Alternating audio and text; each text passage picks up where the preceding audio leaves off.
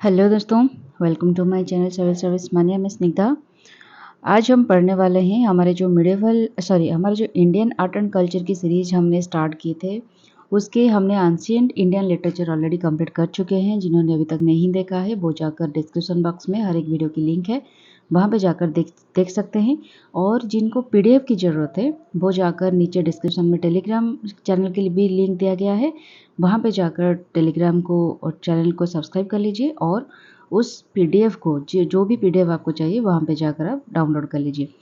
तो आज हम स्टार्ट करेंगे मिडिवल इंडियन लिटरेचर। ठीक है, देखिए मैं नितिन सिंघानिया बुक को ही फॉलो कर रही थी, कर रही हूँ एक्चुअली, वो मेजर रेफरेंस के लिए है। लेकिन देखिए वहाँ पे मिडिवल इंडियन लिटरेचर में बस इतना ही लिखा है कि पर्शियन लिटरेचर कैसे डेवलप हुआ, उर्दू लिटरेचर कैसे डेवलप हुआ, हिंदी के डायलेक्ट्स कैसे स्टार्ट हुआ, तो उसके बाद मॉडर्न लिटरेचर में उन्होंने सब कुछ डाल दिया है। लेकिन मुझे लगा कहीं ना कहीं इंडियन लिटरेचर जो भी मिडिवल पीरियड था, जैसे कि 600 एडी से लेकर हमारे 1700 एडी तक मिडिवल पीरियड चला, जो मुगल एम्पायर ख़त्म होने तक हमारा मिडिवल टाइम चल रहा था। मुगल एम्पायर जब औरंगजेब का पीरियड ख़त्म हो गया तो उसके बाद ब्रिटिशर्स आ गए हमारे इंडिया पे राज करने के लिए, तो तभी से हमारा मॉडर्न हिस्ट्री स्टार्ट होता है। तो तभी तक हमारे एंशिएंट हिस्ट्री में जो भी वैदिक लिटरेचर थी, वो बुद्धिस्ट लिटरेचर थी, जैन लिटरेचर थी, सिख लिटरेचर थी, वो सब चला गया हमारा एंशिएंट पार्ट पे। तो उसके बाद जो मिडिवल पीरियड स्टार्ट हुआ, मिडिवल पीरियड में भी जो 600 एडी से स्टार्ट होता है, तभी से कहीं ना कहीं संस्कृत लिटरेचर के भी बहुत सारे ऐसे पोएट्री स्टार्ट हुई थी, बहुत सारे ऐसे लेखक थे और राइटर थे, वो उस लिटरेचर के डेवलपमेंट के लिए काम कर रहे थे। डिफरेंट अलग तरह की रीजनल लिटरेचर भी स्टार्ट हुआ था, जैसे कि हिंदी हो गया, Bengali, different south Indian literature, बहुत सारी चीज़ भी कहीं ना कहीं मिडिवल टाइम पे भक्ति मूवमेंट और सूफी मूवमेंट जो चल रहा था उससे इंस्पायर्ड होके बहुत सारे रीजनल लैंग्वेजेस, हिंदी, बहुत सारे डायलेक्ट्स जो कहते हैं उपभाषा, ठीक है, हिंदी में बोलते हैं। जो मेन भाषा होता है हमारा हिंदी हो गया, या फिर जब संस्कृत था मेन भाषा, उसके साथ साथ डिफरेंट उपभाषा स्टार्ट हो गई, उससे बहुत सारी चीज़ों का उद्भावन हुआ था। तो इसी वजह से मुझे लगा कि मिडिवल इंडियन लिटरेचर में ये सारी चीज़ों का धीरे धीरे किस तरह से डेवलप होता है, उस पीरियड पे कौन कौन से लेखक थे, कौन कौन से राइटर थे जो कि इस लिटरेचर को डेवलपमेंट में हेल्प किया, बहुत सारी चीज़ों का यहाँ पे इंक्लूड करना ज़रूरी है आप लोगों की एग्जाम के पर्सपेक्टिव में। तो इसी हिसाब से मैंने इसको 2-3 भाग में डिवाइड किया हुआ है कि संस्कृत में कौन-कौन थे, पर्शियन लिटरेचर कैसे डेवलप हुआ, उर्दू लिटरेचर कैसे डेवलप हुआ, और उसके बाद हमारे जो रीजनल लैंग्वेजेस थे, हिंदी का भी ऑलरेडी स्टार्ट हो गया था। हालाँकि मॉडर्न हिस्ट्री में वो थोड़ा डिफरेंट पार्ट निभाता हुआ अलग तरह की लिटरेचर हुआ, लेकिन मिडिवल पीरियड में ऑलरेडी हिंदी स्टार्ट हो गई थी, उसके साथ डिफरेंट रीजनल लैंग्वेजेस भी स्टार्ट हो गई थी। तो उसके बारे में भी हम कहीं न कहीं पढ़ेंगे। तो ऐसा नहीं सिर्फ नितिन सिंघानिया की बुक में जो भी फैक्ट्स है, फिगर्स है, वो ही इसमें इंक्लूडेड है। ये सब मत सोच के चलिए आप लोग। ऐसा मान के चलिए कि मैं हर एक रिसोर्सेज को मिलाकर यहाँ पे आपके लिए एक समराइज फॉर्म पे लाया हूँ, तो ताकि आपको आसानी हो कि मिडिवल पीरियड पे क्या-क्या चीज़ें हो रहा था। ठीक है? तो चलिए शुरू करते हैं। तो मिडिवल जो पीरियड थी वहाँ पे सेवरल डिफरेंट ट्रेंड्स इमर्ज हुआ। क्यों? क्योंकि यहाँ पे धीरे-धीरे माइग्रेटरी पॉपुलेशन स्टार्ट हुआ। मैंने आपको मिडिवल पीरियड में बताया कि किस तरह से धीरे-धीरे एक पीरियड के बाद दिल्ली सल्तनत आ गई, फिर उसके बाद मुगल साम्राज्य किस तरह से हमारे इंडिया पे आ गई। तो ये जो धीरे-धीरे माइग्रेंट पीपल आ रहे थे और उसके बाद अफ़गान्स भी बहुत सारे लोग आ रहे थे। तो डिफरेंट जो पॉपुलेशन आ रही थी, डिफरेंट कल्चर की, डिफरेंट ट्रेडिशन की, तो उनकी जो बिलीफ थी, कॉस्ट्यूम थी, प्रैक्टिसेस थी, लाइफ़स्टाइल थी, वो कहीं न कहीं हमारे इंडिया के लोगों के साथ, इंडिया के कल्चर के साथ वो मर्ज हो रही थी। तो जिसके वजह से हमारे इंडिया के जो पॉट हो रहा था, यहाँ पे एक बहुत बढ़िया सी बात यहाँ पे कही गई कि हमारे जो पॉट हो गया इंटू एन एब्लेस पॉट हो गया, इसमें बहुत सारी चीज़ों की मिक्स हो गई। इसमें ऐसा नहीं सिर्फ पानी था या फिर सिर्फ मिल्क था, इसमें पानी भी था, मिल्क भी था, शहद भी था, बहुत सारी चीज़ों का यहाँ पे मिक्स होकर ये एक मिक्स वाला पॉट हो गया। ठीक है? और इसी वजह से, और इसमें भक्ति पोएट्री की भी स्टार्टिंग हो रही थी धीरे-धीरे, सूफीज़्म भी यहाँ इसी वक़्त धीरे-धीरे स्टार्ट हो रही थी, रीजनल लैंग्वेजेस की भी स्टार्ट हो रही थी। तो जिसमें बहुत फेमस लिटरेचर, फेमस राइटर उभर कर आ रहे थे, जैसे कि कबीर हो गए, महावीर बाई, मीराबाई, अमीर खुसरो, ये सारे उन्हों की उनकी कंट्रीब्यूशन जो है लिटरेचर के ऊपर बहुत मतलब एक मेजर कंट्रीब्यूशन आपको देखने मिलेंगे इसी पीरियड पे। तो ये जो चीज़ें हो रही थी इसमें सबसे ज़्यादा डोमिनेंट जो थे जिनके वजह से रिलीजन के ऊपर थोड़ा ज़्यादा डोमिनेंस हमको देखने मिलेगा वो होता है हिंदुइज़्म एंड इस्लाम। क्योंकि जो मेजर माइग्रेटरी पॉपुलेशन थी वो थे इस्लाम, ठीक है? और हमारे इंडिया में जो भी लोग थे वो थे हिंदुइज़्म। तो हिंदुइज़्म का कहीं न कहीं ऐसा नहीं, देखिए हमारे इंडिया को लगभग 200 से ज़्यादा वक़्त तक हमारे मुस्लिम ने हमको रूल किया। ब्रिटिशर को छोड़ दो, 200 से ज़्यादा वक़्त दिल्ली सल्तनत ने राज किया, उसके बाद मुगल साम्राज्य में राज किया। उन्होंने वो सब इस्लाम धर्म के थे, ठीक है? उन्होंने काफ़ी हद तक ट्राई किया कि हमारे जो इंडिया की कल्चर है, इंडिया के जो हिंदुइज़्म कल्चर है उसको कन्वर्ट करने के लिए, और ब्रिटिशर में जो आ गए वो भी ट्राई किया कि बहुत सारे लोगों को कन्वर्ट किया जाए क्रिश्चियनिटी धर्म में। लेकिन कभी हो पाया? हर एक बार हमारे जो हिंदू की कल्चर है उनके ऊपर भारी पड़ रहा था। कहीं न कहीं वो भी धीरे-धीरे हमारे हिंदू कल्चर की तरफ अट्रैक्ट होके आ रहे थे, क्योंकि हमारे जो हिंदू कल्चर है, जो सनातन धर्म है, हमारा जो लिटरेचर है, वो इतना ऑथेंटिक है और इतना ओरिजिनल है, मतलब कोई इसको नकार नहीं सकता कि ये जो लिखा गया है ना, कौन लिखा है, इसका ओरिजिनल फॉर्म क्या है, किसी को नहीं पता। लेकिन इसका जो कल्चर है, कस्टम है, इसी तरह से इसी पैटर्न पे बनाया गया है ना, कोई भी आए इसको नकार नहीं सकता कि हिंदू कल्चर खराब है या फिर हिंदू कल्चर बकवास है या फिर हिंदू कल्चर झूठा है। कहीं न कहीं वो लोग भी जो भी बहुत साइंटिफिक लोग थे, बहुत इंटेलिजेंट लोग थे, वो भी कहीं न कहीं इसको अडॉप्ट करने की, हमारे हिंदू कल्चर को अडॉप्ट करने की कोशिश कर रहे थे। तो हिंदुइज़्म हमेशा डोमिनेंट रहा है हमारे through out the ancient period, medieval period and कहीं न कहीं मॉडर्न लिटरेचर पे भी आप देख सकते हो, हम आगे जाकर पढ़ेंगे कि हिंदुइज़्म हमेशा थी और हमेशा से एक डोमिनेंट रोल निभा रही थी। इस्लाम धर्म निभा रही है, लेकिन इस्लाम धर्म की पॉपुलेशन ज़्यादा है, इसी वजह से उनका एक डोमिनेंट कैरेक्टरिस्टिक है, ठीक है? लेकिन हिंदुइज़्म भी कहीं न कहीं कम नहीं है, ठीक है? तो चलिए शुरू करते हैं। देखिए, यहाँ पे किसी की दिल को दुखाने के लिए, ठोस पहुँचाने के लिए मैं नहीं कह रही हूँ। एक फैक्ट बता रही हूँ कि हमारे जो कल्चर है ना, कितना हमें उसको लेकर प्राउड फ़ील करना चाहिए, हिंदुइज़्म को लेकर, क्योंकि इसके जो आजकल के ज़माने में भी वही हो रहा है। हमारे जो सनातन धर्म के जितने सारे टीचिंग्स है, जो भी है, धीरे-धीरे उभर कर आ रहे हैं इसी तरह से कि लोग भी कहीं न कहीं इसको अडॉप्ट कर रहे हैं। बाहर के लोग हो गए, बहुत डिफरेंट कल्चर के लोग हैं, डिफरेंट रिलीजियस के लोग भी इसको अडॉप्ट करने लगे हैं, और करना भी चाहिए सबको, क्योंकि ये जो चीज़ है ना, हमारे हिंदुइज़्म का जो भी चीज़ें लिखा गया है, ये कोई रिलीजियस के ऊपर बेस्ड नहीं है, किसी भी रिलीजियस को अपमान नहीं करता, ये नहीं बताता कि ये खराब है, वो खराब है। बस वो लाइफ़स्टाइल के ऊपर बात करता है कि आप अपने लाइफ़ को कैसे बेहतर बना सकते हो, दुनिया में कैसे एक बेहतरीन ज़िंदगी जी सकते हो, सबको साथ में लेकर जी सकते हो, इस क्रिएशन को एक आपकी कंट्रीब्यूशन दे सकते हो। तो इसी वजह से हिंदुइज़्म हमेशा पॉपुलेटेड रहा है, फेमस रहा है। तो इसी बात को मैं कहना चाहती थी, ठीक है? नेक्स्ट चलते हैं। नेक्स्ट हम देखते हैं कि मिडिवल इंडिया टाइम पीरियड में लैंग्वेजेस की किस तरह से इवोल्यूशन होती है। पहले तो इस टाइम पे संस्कृत की डिक्लाइन होती है। क्यों? संस्कृत एंशिएंट इंडियन में एक डोमिनेंट लिटरेचर के हिसाब से रोल निभा रहा था।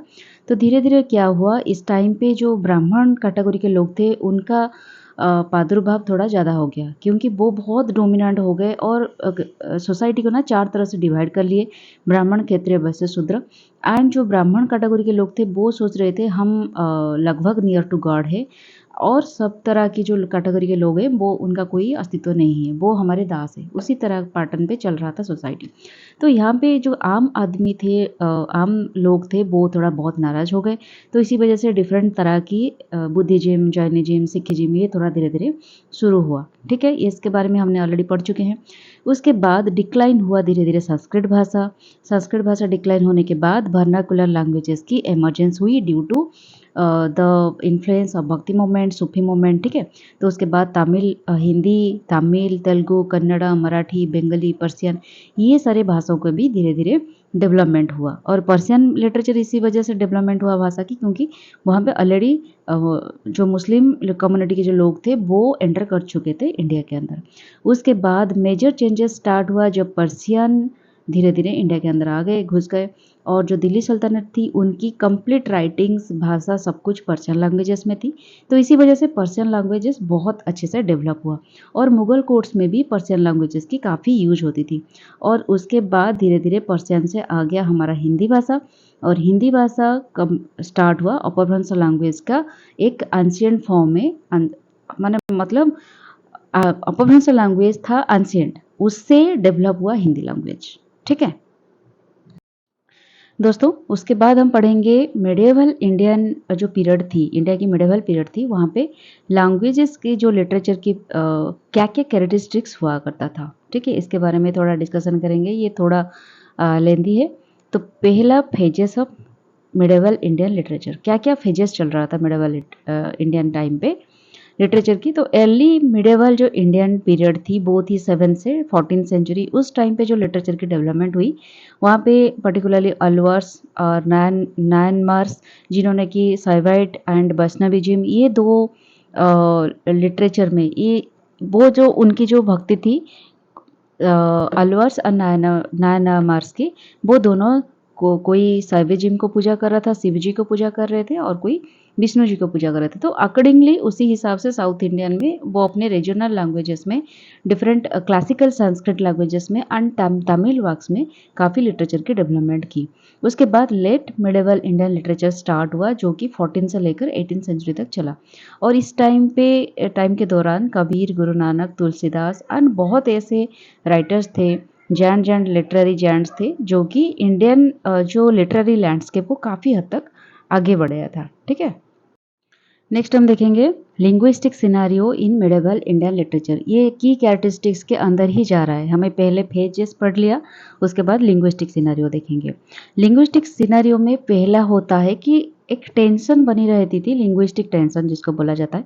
उसी दौरान मिडिएवल पीरियड में राइटर्स को बहुत सारे चैलेंजेस फेस करना पड़ा कि संस्कृत को वो चूज करके लिटरेचर लिखेंगे, या फिर जो पल्लव एंड चोलो डिनास्टी अपने पैट्रोनाइज कर रहे थे संस्कृत को, उसी हिसाब से करेंगे, लिटरेचर बनाएंगे, या फिर जो वर्नाकुलर लैंग्वेजेस डेवलप हो रही है due to the influence of Bhakti movement and Sufi movement, उसको यूज़ करके वो लिटरेचर बनाएंगे। ये एक तरह की उनकी चल रहा था, क्योंकि डोमिनेंस तो संस्कृत ही था, तो इसको बहुत सारे रॉयल पैट्रोनाइज मिल रही थी। तो इसके एग्नेस्ट में जाकर वर्नाकुलर लैंग्वेजेस को सपोर्ट करना एक अलग तरह की चैलेंजेस होता था राइटर्स के लिए। तो भक्ति movement initiated by शिवर्स and Vaishnavas, जो शैविज्म एंड वैष्णविज्म, जो लोग शिव जी को पूजा करते थे और जो लोग विष्णु जी को पूजा करते थे भगवान को, तो उनके द्वारा भक्ति मूवमेंट चलाया गया था। ठीक है, ये दोनों 1 मिनट। तो इसी दौरान क्या हो रहा था कि एक डिवीजन बन गई एमंग वैष्णवस, वैष्णव के अंदर एक डिवीजन बन जाती है, जो कि थेनकालाई जिसको बोला जाता है, इनटू द थेनकालाई, जो कि तमिल को फेवर कर रहे थे, और एक ग्रुप आ गया वैष्णव के अंदर जिनको बोला जाता है बादाकलाई, और ये संस्कृत भाषा को फेवर कर रहे थे। तो ये दो स्कूल के अंदर थोड़ा कॉन्फ्लिक्ट चल रहा था। ठीक है, ये दोनों ग्रुप में डिवाइड हो गए कि कौन संस्कृत भाषा को फॉलो करेगा, फेवर करेगा, और कौन रीजनल उनके जो तमिल भाषा को फेवर करेगा। ठीक है, सेकेंड जो हुआ, एक अपभ्रंश पीरियड स्टार्ट हुआ, जो कि 700 सी से लेकर 1000 सी तक चला, और इस पीरियड को बोला जाता है final stage of middle Indo Aryan language. जो चल रहा था हमारा संस्कृत हो गया और अपभ्रंश, यहाँ पे अपभ्रंश भाषा की इमर्जेंस होती है। ठीक है, यहाँ पे जो मिडिल स्टेज में हमारा इस पीरियड में मिडिल इंडो आर्यन लैंग्वेजेस, जो डिफरेंट इंडो आर्यन लैंग्वेज चल रहा था, पर्टिकुलरली संस्कृत, इसका थोड़ा फाइनल स्टेज हुआ, डिक्लाइन हो रहा था धीरे धीरे, और इसके बाद अपभ्रंश लैंग्वेज इमर्ज हुआ, जो कि प्राकृत भाषा से, प्राकृत स्क्रिप्ट से वो लाया गया था। ठीक है, डिराइव किया गया था। फाइल इनिशियली डीम्ड इन्फीरियर, प्राकृत पहले पहले बहुत इन्फीरियर हुआ करता था, लेकिन धीरे धीरे क्या हुआ, इसको रिकॉग्निशन मिलने लगी due to the emergence of Apabhramsha. उसके बाद स्टार्टर्स ऑफ पाली लैंग्वेज, आपको पता है कि बुद्धिस्ट लिटरेचर में काफ़ी यूज होता था, क्योंकि बुद्धिज्म इसी वजह से ही बना था कि उसके जो लिटरेचर हुआ, बुद्ध पर्टिकुलरली पाली लैंग्वेज को पाली लैंग्वेज में सब कुछ अपना स्प्रेड करते थे लोकल लैंग्वेजेस में, क्योंकि लोग जो थे संस्कृत लैंग्वेजेस से तंग आ चुके थे। तो इसी वजह से जिसको सबको सबको भी संस्कृत भाषा समझने में काफ़ी दिक्कत होती थी, जो लेमैन होते थे। इसी वजह से पाली लैंग्वेज डेवलप हो रहा था।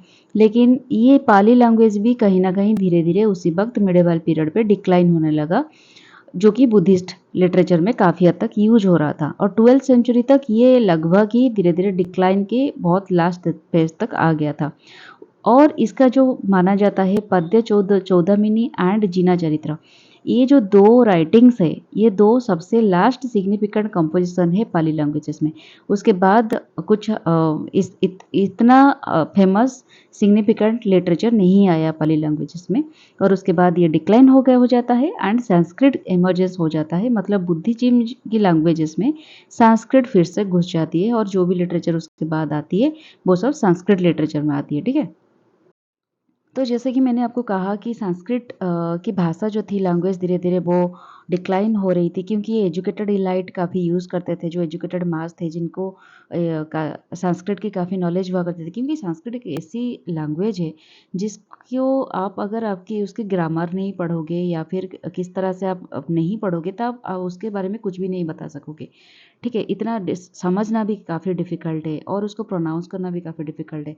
तो इसी वजह से एक एजुकेटेड जो पर्टिकुलरली उस लेवल पे उसके साथ ग्रेजुएशन किया होगा या फिर उसी तरह से पढ़ाई किए होंगे गुरुकुल में, वही इलाइट मास, एजुकेटेड मास ही उसको समझ पाएंगे। तो इसी वजह से लेमैन जो अफोर्ड नहीं कर सकते बाहर जाकर पढ़ाई करना, या फिर उनके पास वक्त नहीं होता, खाने के लिए 2 वक्त की रोटी नहीं होती, वो जाकर क्या पढ़ेंगे। तो लेमैन उसको पढ़ना, और जो बिजनेसमैन होते हैं उनको भी समझना काफ़ी डिफ़िकल्ट हो रही थी। तो जिसकी वजह से, और इसको ब्राह्मण भी ज़्यादा यूज़ करते थे ड्यू टू मतलब उस टाइम पे काफ़ी कल्चरल प्रोग्राम्स चल रहे थे, और राजाओं की कोर्ट में काफ़ी सैक्रिफाइसेस हुआ करते थे और यज्ञ वगैरह हुआ करते थे। तो इसी वजह से ब्राह्मण भी काफ़ी इसको यूज़ करते थे। तो धीरे-धीरे क्या हुआ, ये डिक्लाइन हो गया, और ये एक प्रेस्टिजियस वर्ड लैंग्वेज भी थी। इसमें वेदस, पुराणस, उपनिषद ये सारी चीज़ों का भी उद्भावन हुआ था संस्कृत भाषा में। तो धीरे-धीरे क्या हुआ, डिक्लाइन होने के बाद हमारा रीजनल लैंग्वेजेस आने लगी। तो तमिल की काफ़ी डेवलपमेंट हुआ तभी। तमिल को बोला जाता है recognised as one of the oldest languages in India. India की सबसे ओल्डेस्ट लैंग्वेज माना जाता है संस्कृत के बाद, एंड इसका लिटरेरी ट्रेडिशन काफ़ी रिच है, एंड ये थोड़ा स्प्रेड हुआ भक्ति लिटरेचर के ही बाद। ठीक है। And it maintained a significant leadership and evolve significantly from it ancient form, reflecting both ancient and modern characteristics. तो तमिल का जो लैंग्वेज है ना, ये थोड़ा मतलब मिक्सिंग फॉर्म था। जैसे कि संस्कृत एक रिच लैंग्वेज कहा जाता है, उसी पैटर्न पे तमिल, तेलुगु, तमिल की भाषा को भी एक बहुत ही मतलब क्या बोलते हैं, उसी तरह की एक रिच लैंग्वेज बोला जाता है, क्योंकि ये थोड़ा उसी पैटर्न पे प्रोनाउंस किया जाता है। संस्कृत जैसे बहुत डिफ़िकल्ट होता है प्रोनाउंस में भी, और उसी तरह से तमिल भी हुआ करता था। एंड भक्ति लिटरेचर में जो वैष्णवाइट एंड शैविज़्म के लोग थे, वो काफ़ी हद तक तमिल को यूज़ करते थे। तो जिस वजह से ये धीरे-धीरे, और ये एक ऐसी लैंग्वेज थी जो कि एंशिएंट फॉर्म को रिफ्लेक्ट करने के साथ-साथ मॉडर्न कैरेक्टरिस्टिक्स को भी पजेस किया करती थी। तो इसी वजह से तमिल काफ़ी हद तक और एक रीजन ये भी था कि चोला पीरियड में भी काफ़ी पैट्रोनेज मिला था तमिल लैंग्वेजेस को, जिस वजह से ये थोड़ा काफ़ी फेमस हो गई। इसी टाइम पे लिखा हुआ था, बहुत फेमस वर्कर्स थे, राइटर्स थे तमिल लिटरेचर में, काफ़ी हद तक से उन्होंने कुछ काम किए थे, जो कि कंबन के द्वारा लिखा गया था, रामाभातारम। ठीक है।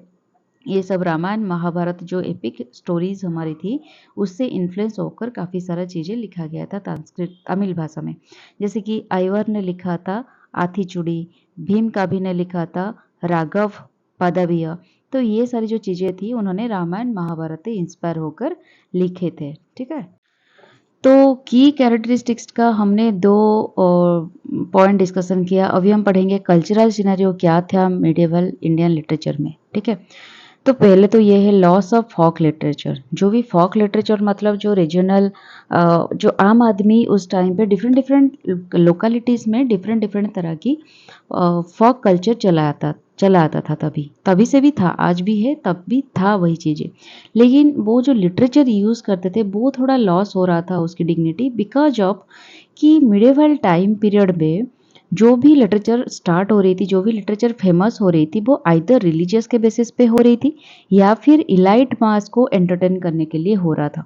जो इलाइट मास मतलब राज परिवार की हो गए, या फिर जो बहुत ही वेल्दी पर्सन्स है, जिनके पास बहुत रिच पर्सन, जिनके पास बहुत सारे धन संपत्ति है, या फिर जो एक जिनका एक स्टारडम होता है सोसाइटी में, उसी तरह के जो लोग होते हैं उनके थोड़ा एंटरटेन मतलब पढ़ाई करने के लिए या फिर कुछ अलग बुक्स को एक्सप्लोर करना, ये सारी उनके कुछ आदतें रहा करते था। तो जिस वजह से उनके लिए डिफरेंट, वो जिस भाषा में कंफर्टेबल होंगे उसी भाषा में तो लिटरेचर लिखा जाएगा ना।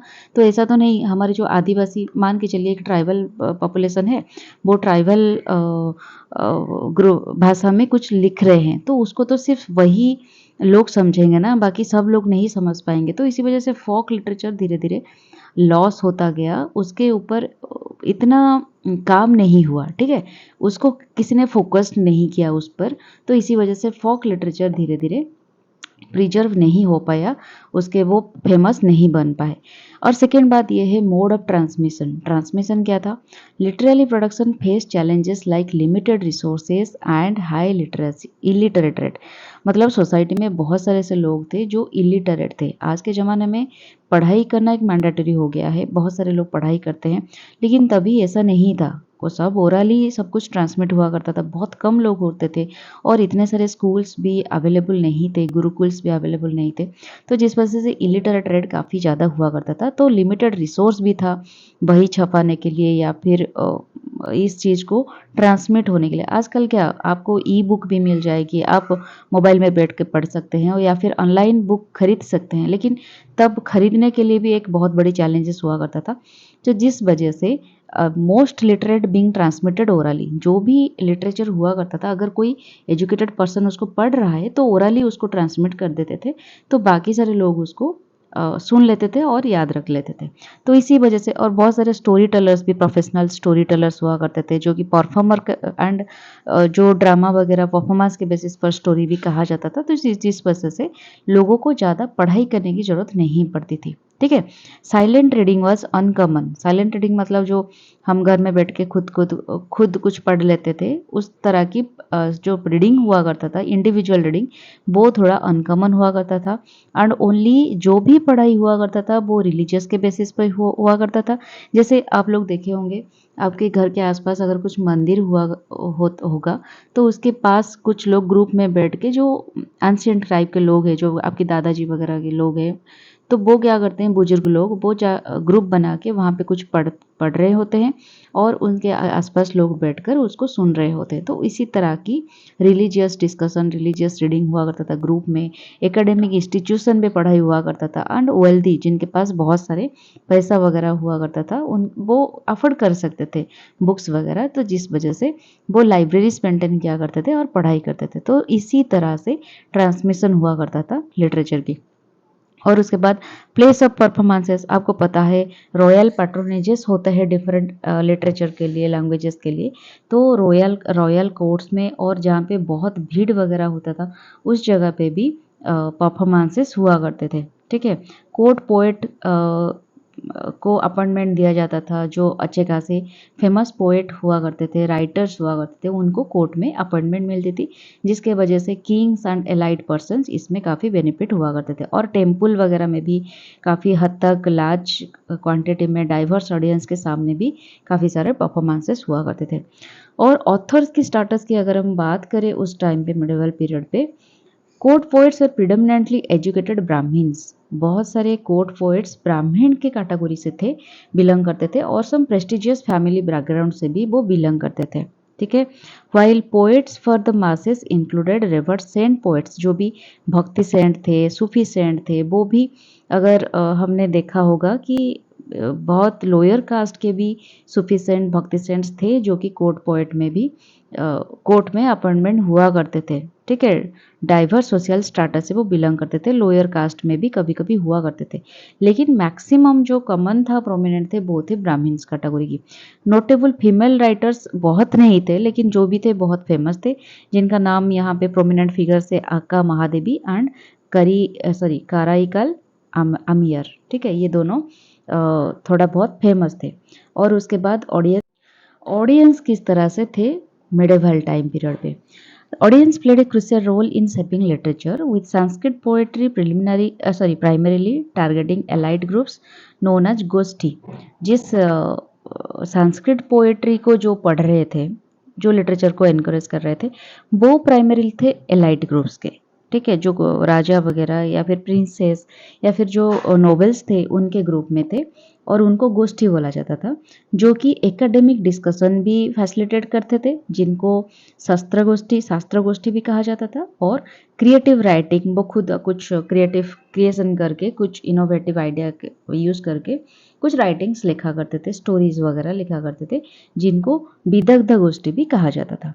Poets often focused on immediate appeal and entertainment. जो भी पोएट्स उस टाइम पे हुआ करते थे वो ऐसे सोचते थे कि हम जो भी क्रिएट करेंगे, जो भी रखेंगे, उसको इमीडिएट एंड लोगों के पास इमीडिएटली पहुंच जाए और लोग उसको पढ़ के एंटरटेनमेंट हो जाए, ठीक है, resulting in A decorative and erotic style design for aristocratic audience. तो ऑडियंस मैक्सिमम अरिस्टोक्रेटिक ही थे, क्योंकि लेमैन के पास इतना वक्त नहीं होता था, सेकेंडली उनका इंटरेस्ट नहीं होता था, उनके पास अफोर्डेबल मनी नहीं होता था, बहुत सारे फैक्टर्स थे जिसके वजह से वो लेमैन जो थे, नॉर्मल लोग पीपल थे, उनसे ज़्यादा एलाइट ग्रुप, जो हमारे टाइम पीरियड के एलाइट ग्रुप थे, प्रिंसेस, नोबल्स और वेल्दी पर्सन, वेल्दी बिजनेसमैन, उस तरह की ऑडियंस को कैरी करता था हमारे मिडिवल इंडियन लिटरेचर, ठीक है। तो दोस्तों अब हम डिस्कशन करेंगे कि रिलीजन का क्या इम्पैक्ट पड़ रहा था तभी मिडिवल इंडियन लिटरेचर में। देखिए, ये सारे भी जो चीज़ मैं अभी डिस्कशन कर रही हूँ, हालांकि मेन चीज़ अभी डिस्कशन नहीं हुआ है, लेकिन जो भी डिस्कशन कर रही हूँ ये आपकी एग्जाम पर्सपेक्टिव के लिए काफ़ी इंपॉर्टेंट है, क्योंकि आपके आंसर राइटिंग इसी तरह से आता है कि आप बताओ रिलीजन की क्या इम्पैक्ट पड़ रहा है मिडिवल इंडियन लिटरेचर में, या फिर क्या की फैक्टर्स है, की कैरेक्टरिस्टिक्स है मिडिवल इंडियन लिटरेचर की। तो ये सारी चीज़ों ना मैं जो डिस्कशन कर रही हूँ आप लोग अच्छे से दिमाग में घुसा लीजिए, और आंसर राइटिंग में आपको कोई भी यहाँ पे प्रॉब्लम फेस करने की ज़रूरत नहीं पड़ेगी अगर आप अच्छी तरह से मेरी कंटेंट को, मेरी पीडीएफ को या फिर प्रेजेंटेशन को सुन रहे हो या फिर डाउनलोड करके पढ़ रहे हो, ठीक है। इसी तरह से मैं आपको बना रही हूँ ताकि आपको आगे जाकर इस टॉपिक के रिलेटेड कोई प्रॉब्लम ना हो, ठीक है। तो अब हम देखेंगे रिलीजन के क्या इम्पैक्ट पड़ रहा था मिडिवल इंडियन लिटरेचर में। पहले तो ये है, आपके दिमाग में ये रह जाना चाहिए कि जो एंशिएंट टाइम है, एंशिएंट पीरियड में पहले तो संस्कृत की काफ़ी हल्ला मचा हुआ था। संस्कृत, वेद, उपनिषद, ये सारी चीज़ें यहाँ पे डेवलप हो रहा था। तो उसके बाद जब कॉमन मैन को लगा, लेमैन को लगा नहीं यार ये हद हो रहा है, हम समझ नहीं पा रहे हैं कुछ भी, तो उसके बाद बुद्धिज्म, जैनिज्म स्टार्ट हो गए और सिखिज्म स्टार्ट हुआ, और धीरे धीरे रीजनल लैंग्वेजेस में डिफरेंट लिटरेचर और डिफरेंट तरह की जो स्क्रिप्चर्स वो आना शुरू हो गए।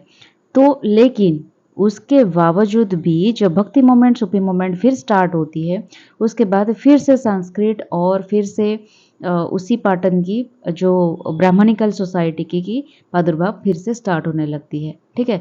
Medieval period witness the rise of various religious sect, different religious sect तो शुरू तो हो गया, लेकिन ब्राह्मणिकल रिलीजन काफ़ी हद तक आगे फिर से बढ़ने लगी। Along side decline Buddhism, Jainism की अभी डिक्लाइन होना भी शुरू हो गया। This era saw increase temple construction. हालांकि एक पीरियड पे हाँ, इस वक्त क्या हुआ, टेम्पल धीरे धीरे कंस्ट्रक्शन होना शुरू हुआ, क्योंकि बहुत सारे ऐसे लोग थे, बहुत सारे राजा थे जिन्होंने हिंदुइज्म, हमारे जो कल्चर की जो टेम्पल कंस्ट्रक्शन हुआ या फिर जो भी यज्ञ हुआ, सैक्रिफाइसेस, इसको पैट्रोनाइज कर रहे थे। और इसी टाइम पे राजपूतों की भी काफ़ी हद तक आगे बढ़ रहे थे, राजपूतों और उनकी साम्राज्य बढ़ रही थी, बहुत सारे हिंदू राजाओं की भी साम्राज्य बढ़ रही थी साउथ में। तो जिस वजह से ये सारी चीज़ों की एनकरेज मिल रही थी, आइडल वर्शिप, एलाबोरेट रिचुअल्स, ये सारी चीज़ों की ब्राह्मणिज्म भी बहुत डेवलप हुआ। और उसके बाद एक कंसेप्ट आया त्रिमूर्ति की कंसेप्ट, जहाँ पे ब्रह्मा, विष्णु, महेश, शिव, जो हमारे त्रिमूर्ति होते हैं, हिंदुइज्म के सबसे मेन डायटी होते हैं, उनका कंसेप्ट भी शुरू होता है। और जिसके बाद divine worship, nature of divine worship धीरे धीरे आगे बढ़ा, इनकरेज हुआ, ठीक। तो सेकेंड जो पॉइंट है वो है सेक्टरियन इन्फ्लुएंस। सेक्टरियन इन्फ्लुएंस क्या डाल रहा था रिलीजन, एक पीरियड ऐसा आया जहाँ पे टेंशन स्टार्ट हो गई, इंटरेक्शंस एमंग सेक्ट, क्योंकि उस टाइम पे भक्तिजिम, शैविज्म ये सारी चीज़ों का डेवलप भी हुआ। शैविज्म जो शिव जी को पूजा करते थे, वैष्णविज्म जो विष्णु जी को पूजा करते थे और शक्तिजिम जो माता शक्ति की पूजा करती थी, ठीक है? पार्वती हो गया, जो भी शक्ति है, उनको पूजा किया करते थे। तो जो उनके भीतर एक टेंशन और कॉन्फ्लिक्ट स्टार्ट हो गया कि कौन बड़ा है, कौन सही है। हालाँकि तभी देखिए एक कंसेप्ट के बारे में किसी को ठीक से पता नहीं था। जो जिसको पूजा कर रहा था सोच रहा था कि वही बड़ा है, वही सर्वोच्च शक्ति है, लेकिन ऐसा तो नहीं है ना। तो तभी धीरे-धीरे वो सारी चीज़ों का जो कॉन्फ्लिक्ट हो रहा था वो धीरे-धीरे सॉल्व हो रहा था, लेकिन कॉन्फ्लिक्ट इनिशियल स्टेज में स्टार्ट हो रहा था हिंदुइज़्म के बीच। तो पुराणों की भी यहाँ पे काफ़ी सारा रोल्स हुआ करता था। Puranas played a crucial role in promoting this sect. ये जो सेक्ट था शैविज्म, भक्तिज्म एंड शक्तिज्म, इसको प्रमोट करने में काफ़ी हद तक पुराण की भी काफ़ी रोल हुआ करता था। जैसे कि भागवत पुराण, जिसको एक फंडामेंटल लिटरेचर माना जाता है वैष्णविज्म को, जो विष्णु के भक्त थे, और मार्कंडेय पुराण माना जाता है एक सिग्निफिकेंट लिटरेचर फॉर द शक्तिज्म, जो शक्ति माँ शक्ति को पूजा किया करते थे। तो पुराण तो ऐसा नहीं कि पुराण तो डेफिनेटली एक पुराण एक डायटी को ही प्रोमिनेंटली ज़्यादा शक्तिशाली बनाएगा या फिर उनके बारे में, उनकी कैरेक्टरिस्टिक्स के बारे में बताएगा। लेकिन उसकी ओरिजिन कहाँ पे हुआ है? ओरिजिन तो वेद से हुआ है ना। और वेद तो कभी ये नहीं कहता कि ये भगवान बड़ा है, वो भगवान बड़े हैं। लेकिन जो एक ही पुराण को पढ़कर समझते हैं कि मैं बहुत सारे, मेरे पास विज़डम आ गया, नॉलेज आ गया, मैं बहुत एक स्पिरिचुअल हो गई। तो ऐसा तो नहीं है ना कि वही सिर्फ़ एग्ज़िस्ट करता है दुनिया में, बहुत सारी चीज़ें एग्ज़िस्ट करते हैं। तो हमारे दिमाग को ना थोड़ा ब्रॉड रखने की ज़रूरत है, क्योंकि दुनिया एक बहुत ब्रॉड चीज़ है यूनिवर्स, और उसमें आपकी अस्तित्व कुछ कुछ नहीं है कि बराबर है, ठीक है? तो इसी वजह से छोड़िए, वो एक अलग अलग टॉपिक है, मैं थोड़ा डाइवर्ट हो रही हूँ। कोई बात नहीं। 18 मेजर पुरानास तभी डेवलप हो रहा था, जिसको कैटेगराइज्ड किया गया था सेक्टरियन इंटरेस्ट के साथ, preserved and promoted religious ideology. तो 18 मेजर पुराण में डिफरेंट डिफरेंट डाइटीज़ के बारे में भी बताया गया है, उनके कैरेक्टरिस्टिक्स के बारे में, उनके काम के बारे में। तो इसी वजह से सेक्टरियन जो जिस डायटी को पूजा करता थे, उसी हिसाब से वो पुराण को भी फॉलो किया करता था। तो ये रिलीजियस आइडियोलॉजी को भी प्रमोट करने में काफ़ी हद तक हेल्प किया करता था। Under accompanied by secondary literature known as, और उसके बाद धीरे धीरे उप पुराण भी स्टार्ट हो गए उससे। तो ये सारी चीज़ों की डेवलपमेंट हो रही थी तभी। और एक सैक्रेड ज्योग्राफी भी बन गया तभी रिलीजियस को लेकर। जैसे कि हम मान के चलिए, हमारे रामायण जो जो एरिया में भगवान राम वनवास करते हुए जा रहे थे और श्रीलंका में पहुंच गए, तो वो हर एक जगह, हर एक जंगल, हर एक जो झरना, पहाड़, वो सारे ऑस्पिशियस होने लगे। महाभारत में भी जो चीज़ जहाँ पे युद्ध हुआ करता था, जहाँ पे कौरव पांडव बहुत सारे लोग रहते थे, भगवान कृष्णा जहाँ जहाँ पे अपने लीला किया था, वो सारी जगह धीरे धीरे सैक्रेड मानने लगे वो स्पेसेस को। हालांकि तभी पॉलिटिकल फ्रैगमेंटेशन हो रहे थे, लेकिन डिस्पाइट दैट बहुत जो जगह हमारी सैक्रेड थे लोगों के मन में, वो सैक्रेड प्लेसेस के हिसाब से जगह कर लिए मन में, ठीक है।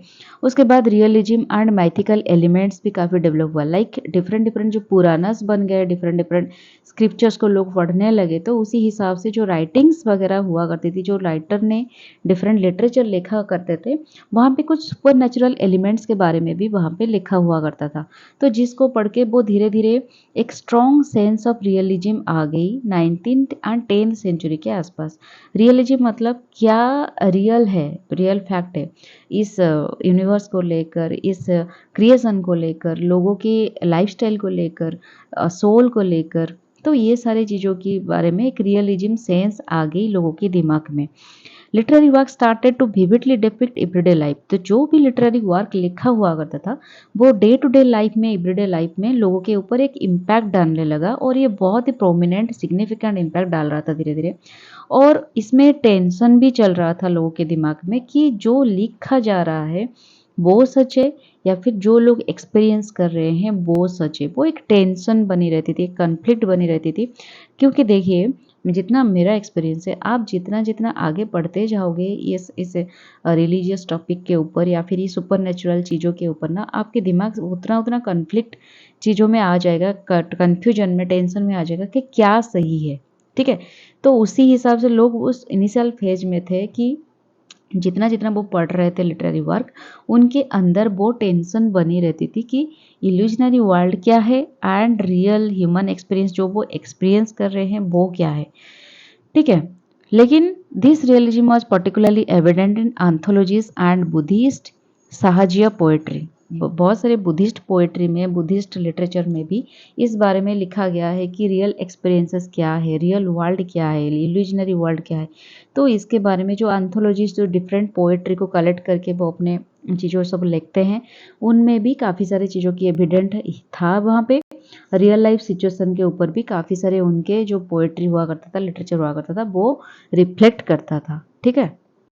तो यहाँ पे कुछ नोटेबल फिगर्स के बारे में मैंने मेंशन किया हुआ है जो जो सोसाइटी के ऊपर तभी काफ़ी हद तक रिलीजियस इम्पैक्ट डाला हुआ था। जैसे कि शंकर 8th सेंचुरी में ए की फिगर इन अद्वैत वेदांत।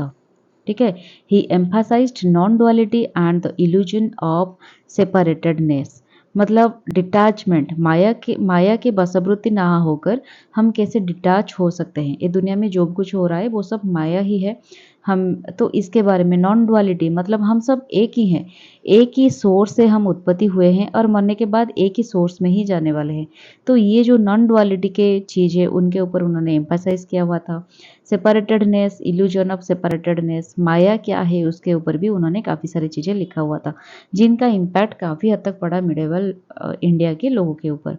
रामानुजा जो कि 11th-12th सेंचुरी में उन्होंने भी काफ़ी हद तक लिटरेचर लिखा हुआ था। जैसे कि उन्होंने इंट्रोड्यूस किया विशिष्ट विशिष्ट वन मिनट विशिष्टाद्वैत अद्वैत।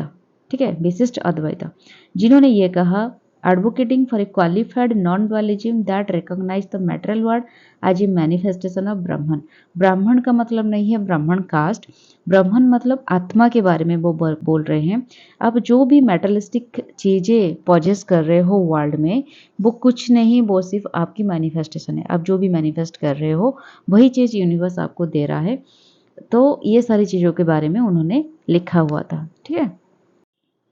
तो उसके बाद हम पढ़ेंगे भक्ति मूवमेंट की क्या इम्पैक्ट रहा मेडिवल इंडियन लिटरेचर में। ठीक है। तो पहले हम देखेंगे डिवोशनल फोकस। डिवोशनल फोकस मतलब जो भी भक्ति के संत थे, भक्ति मूवमेंट स्प्रेड कर रहे थे, भक्ति के बारे में लोगों को बता रहे थे, वो संत जो भी भगवान को पूजा करते थे, जो भी भगवान के लिए भक्ति और प्रेम लेकर वो आगे बढ़ रहे थे, उसी चीज़ को भी तो वो स्प्रेड करेंगे ना। जो लाइक हमारे प्रेमानंद महाराज जी, वो राधा जी को बहुत प्रेम करते हैं, राधा जी को बहुत भक्ति करते हैं, तो जो भगवान कृष्ण राधा के बारे में काफ़ी हद तक स्प्रेड करते हैं। जो शिव जी की पूजा करते हैं तो शिव जी की स्प्रेड करेगी। तो उसी हिसाब से उन्होंने एम्फासाइज किया पर्सनल डिवोशन को टू ए चूजन डायटी। जो भी डायटी को वो प्यार करते थे, भक्ति करते थे, उनके हिसाब से वो डिवोशन को स्प्रेड करते थे, एम्फासाइज करते थे। तो ऑफन एक्सप्रेस्ड, और उनके जो कॉमन थीम होता था वो लव के ऊपर होता था, मतलब दुनिया में प्यार को स्प्रेड करना। ठीक है। और उनके सेंट्रल फिगर हुआ करते थे कृष्णा एंड रामा। कृष्णा अपने अवतार में किस तरह से लीला करते हैं, किस तरह से प्यार को स्प्रेड करते हैं। रामा भी अपने जो होते हैं, उनको जो पुरुषोत्तम माना जाता है, पुरुषों में सबसे श्रेष्ठ, तो उन्होंने किस तरह से प्यार को स्प्रेड किया था, वो अपने कैरेक्टरिस्टिक को किस तरह से स्प्रेड किया था, उसके बारे में डिवाइन लव को किस तरह से स्प्रेड किया था, उसको रिप्रेजेंट किया करते थे भक्ति संत। रिफ्लेक्टिंग ए पर्सनल रिलेशनशिप, मतलब आपको रिलेशनशिप किस तरह से होना चाहिए, आप प्रेम को किस तरह से स्प्रेड कर सकते हो लोगों के बीच। तो which made spiritually accessible to the common people. तो ये धीरे धीरे क्या हुआ, स्पिरिचुअलिटी स्प्रेड करने लगा कॉमन पीपल के बीच। उसके बाद रिलीजियस हार्मोनी स्टार्ट हो गया। The moment fostered unity among diverse religious tradition. उसी टाइम पे कुछ ऐसे संत थे जिनका नाम था कबीर, गुरु नानक। तो उन्होंने हिंदुइज्म, मुस्लिम और इस्लाम धर्म इसको ब्लेंड करके उन्होंने एक एलिमेंट बनाया, जिन्होंने कहा कि ऐसा धर्म कुछ नहीं होता, हिंदुइज्म या फिर इस्लाम या फिर क्रिश्चियनिटी, सब एक ही है। और सबको डाइवर्स रिलीजन में विश्वास ना करके एक यूनिवर्सल ब्रदरहुड में सब विश्वास कर सकते हैं। ट्रांसेंडिंग सेक्टरियन डिवाइड्स को आप इग्नोर कर सकते हो। एंड गॉड, हर एक इंसान के अंदर गॉड रिसाइड करते हैं। तो आप जो भी गॉड को भक्ति करते हो वो एक ही है, शिव वही है, वही विष्णु है, वही हमारे मोहम्मद है, वही जीसू है। सो सब एक ही हैं। तो उसी चीज़ का उन्होंने जो ब्रदरहुड जो है, एकत्व, जो यूनिकनेस, ठीक है, नॉन डुअलिज्म, उसका उन्होंने स्प्रेड किया। तो उसके बाद रीजनल लैंग्वेजेस भी धीरे-धीरे शुरू हुआ, क्योंकि जो भक्ति मूवमेंट चल रही थी, 1 मिनट, जो भक्ति मूवमेंट चल रही थी, जो पोएट्री, वो शायद अपने लोकल लैंग्वेजेस में, वर्नाकुलर लैंग्वेजेस में चल रहा था, जिस वजह से जो भी उन्होंने स्प्रेड किया स्पिरिचुअलिटी को, उसने उसी हिसाब से वही लिटरेचर के को उन्होंने स्प्रेड करने की कोशिश की, एनकरेज करने की कोशिश की, जिसके वजह से कम ये सारे चीज़ें लोगों के पास धीरे-धीरे पहुंचना शुरू हुआ। This led to development of regional languages. धीरे-धीरे रीजनल लैंग्वेजेस की डेवलपमेंट हुई और एक रिच लिटरेरी ट्रेडिशन बनने लगी धीरे-धीरे वही रीजनल लैंग्वेजेस, और उसमें काफ़ी नोटेबल फिगर्स थे। तुलसीदास, जिन्होंने हिंदी लिटरेचर के डेवलपमेंट में काफ़ी मदद किया, मीराबाई, जिन्होंने राजस्थानी भाषा में काफ़ी कुछ लिखा, और बसभान्ना, जो कि कन्नड़ भाषा में काफ़ी लिटरेचर लिखा हुआ था, जो कि काफ़ी फेमस था। ठीक है। फिर उस वक़्त ये हो रहा था कि हमारी सोसाइटी में भक्ति मूवमेंट जब चल रहा था, उन्होंने काफ़ी रिजिड सिस्टम को उन्होंने फेस किया, चैलेंजेस फेस किया, क्योंकि तभी सिस्टम, हमारे जो कास्ट सिस्टम चले रहे थे, डिफरेंट ब्राह्मण, क्षत्रिय, वैश्य, शूद्र, उसमें ब्राह्मण कैटेगरी के जो लोग थे, उनकी प्रादुर्भाव थोड़ा ज़्यादा था। तो उन्होंने तभी advocating for the worship of humanity, वो कास्ट सिस्टम के ऊपर बिलीव ना करके हर एक लोगों को यही बता रहे थे कि ह्यूमैनिटी के ऊपर आप बिलीव रखो, डिवोशन टू गॉड, मतलब भगवान को पूजा करने के लिए आपको ब्राह्मण होने की ज़रूरत नहीं है। आप कोई भी कास्ट में, कोई भी, अगर आपकी प्योर सोल हो, आप खुद प्योर हो, आपकी पर्पजेस, आपकी हर एक इंटेंशन प्योर है, तो आप भगवान की पूजा हर एक कास्ट में कर सकते हो। तो ये जो लोअर कास्ट, और बहुत सारे ऐसे भक्ति पोएट्स थे जो कि लोअर कास्ट से भी बिलोंग किया करते थे, और उनके जो उनकी इन्फ्लुएंस काफ़ी हद तक पड़ रही थी सोसाइटी में। तो इसी वजह से ये थोड़ा जो एंटी कास्ट सेंटिमेंट थोड़ा डेवलप होने लगा इसी वक्त। उसके बाद पर्सनल एंड मिस्टिकल एक्सपीरियंसेस, भक्ति मोमेंट ये सिखाती गई कि आप जो स्पिरिचुअल प्रैक्टिसेस है, आई मीन जो रिचुअल्स है, पर्टिकुलरली ब्राह्मण कैटेगरी के लोग ज़्यादा फॉलो करते हैं, वो रिचुअल प्रैक्टिसेस से ज़्यादा मायने ये होता है कि डिफरेंट पर्सन के ऊपर ना स्पिरिचुअल सिग्निफिकेंस डिफरेंट होता है, स्पिरिचुअल एक्सपीरियंसेस डिफरेंट होता है। ऐसा नहीं कि हम रिचुअल्स अगर कर रहे हैं तो हर एक पर्सन के लिए वही सेम इम्पैक्ट आएगा, क्योंकि आपके इंटेंशन के ऊपर भी डिपेंड करता है, आपके कर्म के ऊपर डिपेंड करता है। ठीक है। तो ये बात वो समझ चुके थे, तो इसी वजह से इसको स्प्रेड कर रहे थे कि आप डिवोशनली बहुत प्यार से भगवान को पूजा करो, बहुत प्योर इंटेंशन के साथ पूजा करो, ना कि रिचुअलिस्टिक प्रैक्टिस के ऊपर ज़्यादा रिलाई करो। ठीक है। तो उनका यही मानना था, डिफरेंट लोगों के लिए स्पिरिचुअलिटी डिफरेंट एक्सपीरियंसेस कैरी करती है। तो इसी वजह से वही एक्सपीरियंसेस को देखकर, वही एक्सपीरियंसेस को आगे बढ़ाते हुए आप स्पिरिचुअली बनो, भगवान के लिए प्यार, अपने भक्ति अपने दिमाग में, अपने हृदय में बढ़ाओ। इसी वजह से क्या हो रहा था, producing poetry reach in emotional depth and spiritual insight. तो उन्होंने जो कुछ भी पोएट्री लिटरेचर लिखा, वो धीरे धीरे इमोशनल डेप्थ को कैरी कर रहा था और स्पिरिचुअल इंसाइट को कहीं ना कहीं प्रमोट कर रहा था। और थर्ड चीज़ ये है कि डाइवर्स पोएटिक फॉर्म्स, तो इसमें Bhakti movement contributed to the evolution of various poetic forms incorporating elements from ancient epics and local tradition. उन्होंने जो भी लिटरेचर लिखा उसमें एंशिएंट एपिक भी इंक्लूडेड था, एंड लोकल ट्रेडिशन के साथ ये इस एपिक का क्या रिलेशन हो सकता है, क्या कनेक्शन हो सकता है, बहुत सारी चीज़ों का भी उन्होंने मिक्स करके लिखा हुआ था। तो इसी वजह से क्या हुआ, एक जो हमारे प्यार को लेकर जो भी सोसाइटी में कन्फ्यूजन्स था, या फिर जो भी चीज़ें था डिवोशन को लेकर, सोशल कमेंट्री लेकर, ये सारी चीज़ों धीरे धीरे ये सारी चीज़ सॉल्व होने लगी और सोसाइटी में एक्सेप्टेबल होने लगी। यहाँ पे वोमेन की भी रोल काफ़ी हद तक बहुत बड़ी है भक्ति मूवमेंट में, क्योंकि यहाँ इस टाइम पे मीराबाई की भक्ति, उनके जो भगवान कृष्ण के लिए जो प्यार है वो थोड़ा उभर कर आ रहे थे। लाल देद, उनका भी वो जो वॉइसेस थी वो भी प्रोफाउंड स्पिरिचुअल इंसाइट कैरी कर रहे थे। और सोसाइटी में जो नॉर्म था, जैसे कि एक लेडी होकर आप भगवान को पूजा नहीं कर सकते, भगवान को डिवोशन नहीं दिखा सकते, ब्रह्मचर्य पालन नहीं कर सकते, या फिर आप भक्ति को स्प्रेड नहीं कर सकते, भगवान की मैसेज स्प्रेड नहीं कर सकते, पुराण पोथियाँ नहीं पढ़ सकते, बहुत सारी जो चीज़ें हैं, उन्होंने धीरे धीरे उस चीज़ के ऊपर भी चैलेंजेस लगाना शुरू कर दिया कि ऐसा कुछ भी नहीं है, एक women can do such kind of things, but a man can do, ठीक है।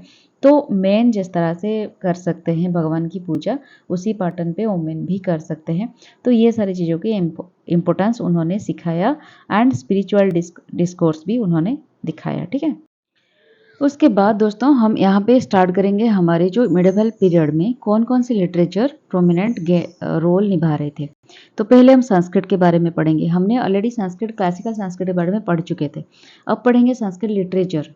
और जो संस्कृत लिटरेचर डेवलप हुआ ड्यू टू वेरियस मतलब ब्राह्मणिकल सोसाइटी, बॉयसिज्म, शैविज्म, शक्तिज्म, तो उनके बाद संस्कृत लिटरेचर की काफ़ी डेवलपमेंट हुई थी। जैसे कि यहाँ पे कुछ लिस्टेड है। अभिनव गुप्ता, जिन्होंने 950 से लेकर 1016 सी में कश्मीर में उन्होंने काफ़ी सारे लिटरेचर लिखा हुआ था। ये पॉलीमैथ थे, फिलोसोफर थे, एस्थेटिशियन थे, मिस्टिक थे एंड स्कॉलर थे। उनका मेजर वर्क था तंत्रलोक, जो कि encyclopedia on Kashmir Shaivism and तंत्र। कश्मीर में जो लोग शिव जी का पूजा करते थे, वहाँ पे उन्होंने जो भी कुछ लिखा उसको एनसाइक्लोपीडिया बोला जाता है। और तंत्र के विद्या के बारे में भी उन्होंने काफ़ी कुछ लिखा हुआ था। अभिनव भारती, जिन्होंने भारत की नाट्य शास्त्र के ऊपर काफ़ी सारे कमेंट्री दिया था। एस्टेब्लिश द थ्योरी ऑफ रस इन इंडियन एस्थेटिक्स, ठीक है। इसके सिग्निफिकेंस ये था इस बुक का, integrated aesthetics with metaphysics, central to Shaiva philosophy and classical art theory. तो क्लासिकल आर्ट जो है पर्टिकुलरली डांस के ऊपर उन्होंने काफ़ी सारे यहाँ पे फिलोसफी दिया है, शिव जी के ऊपर काफ़ी सारा फिलोसफी दिया है, मेटाफिजिक्स के लेकर उन्होंने काफ़ी सारा चीज़ें बताया था। उसके बाद आए भोजदेव, यहाँ पे पढ़ते हैं। भोजदेव 11वीं सेंचुरी में काफ़ी सारे लिटरेचर डेवलप किए संस्कृत में। और परमारा डिनास्टी, इसी टाइम पे उन्होंने भोजदेव डेवलप हुए थे मालवा पीरियड में। किंग एंड स्कॉलर, वो एक किंग भी थे और स्कॉलर भी थे। पैटर्न ऑफ संस्कृत लिटरेचर, उन्होंने संस्कृत लिटरेचर को काफ़ी सारा पैटर्न किया था।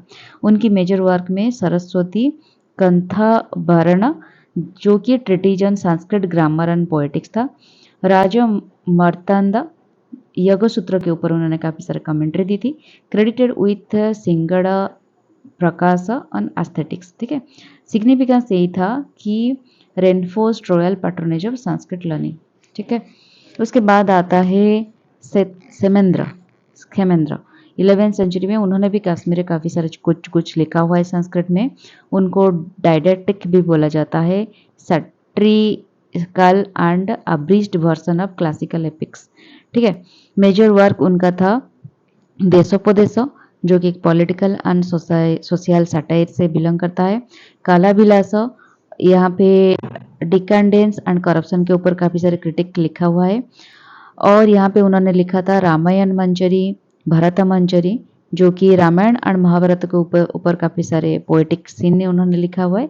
सिग्निफिकेंस है offers valuable social commentary on medieval life. Medieval period में लोग किस तरह से ले रहे थे, सोशल स्टाटस किस तरह से थे, उसके ऊपर उन्होंने काफ़ी सारे कमेंट्री दिया हुआ है संस्कृत में। जयदेव, जो कि 12वीं सेंचुरी में बंगाल या फिर उड़ीसा इसके आसपास उन्होंने राज कर रहे थे। डिवोशनल संस्कृत पोएट है ये, एसोसिएटेड विद वैष्णविज्म, और ये भगवान विष्णु जी को पूजा करते हैं। उनके आधारित काफ़ी सारी चीज़ें उन्होंने संस्कृत में लिखा हुआ है। उनके मेजर वर्क है गीत गोविंद, इरोटिक डिवोशनल पोएट्रन राधा कृष्ण के ऊपर इन्होंने काफ़ी सारी चीज़ें लिखा हुआ है। सिग्निफिकेंस है इंस्पायर्ड भक्ति पोएट्स अक्रॉस इंडिया। इंडिया में काफ़ी सारे भक्ति पोएट्स इंस्पायर्ड हुए हैं उनसे। Deeply influential in dance, music and temple rituals. और यहाँ पे हमारे लास्ट संस्कृत लिटरेचर की जो है हमारे लास्ट क्या बोलते हैं स्लाइड, अपाया दीक्षिता। ये 16वीं सेंचुरी में तमिलनाडु में संस्कृत लिटरेचर में काफ़ी सारी चीज़ें लिखा हुआ था। Poet of Advaita Vedanta. Major work उनका है Kuvalayananda, treatise on poetics, Parimala commentary on Brahmasutra वैश्य, यतीन्द्र माता दीपिका वाक्सन वैष्णवाद्वैत। सिग्निफिकेंस है bridge between Advaita and Vishishtavada traditions, a major figure in Dravidian Sanskrit scholars, ठीक है। उसके बाद आते हैं हमारे माधव विद्यारायण, उनके बारे में भी थोड़ा देख लेना आप। उसके बाद वेदांत दीक्षिका 13-14 सेंचुरी में तमिलनाडु में उन्होंने संस्कृत की भाषा में फिलोसोफर पोएट थे। श्री वैष्णविज्म, और वैष्णविज्म मतलब जो विष्णु जी का पूजा करते हैं, ठीक है। उनके मेजर वर्क के बारे में भी आप देख लेना यहाँ पे। और नीलकंठ चतुर्धारा, ये 17th सेंचुरी में डेवलप हुए थे वाराणसी में, और महाभारत के ऊपर उन्होंने कमेंट्री किया था। उनके भी कुछ मेजर वर्क थे, यहाँ पे पढ़ लेना आप। उसके बाद नारायण भट्ट, जो कि केरला में 16th सेंचुरी में उन्होंने काफ़ी सारी चीज़ें लिखा हुआ था। Author of Smriti text and ritual manuals, wrote in Sanskrit with regional inflections. Work उन्होंने लिखा था प्रयागरथमला एंड स्मार्त प्रयोग। इसको थोड़ा आप टेबल फॉर्मेट में लिख लेना, कौन कौन सी ऑथर कौन कौन सी चीज़ें लिखा हुआ है, मेजर वर्क उनका क्या है, और प्रोमिनेंट कुछ चीज़ें याद रखने की कोशिश करिए। ये एमसीक्यू में कभी कभी आ जाता है, ठीक है।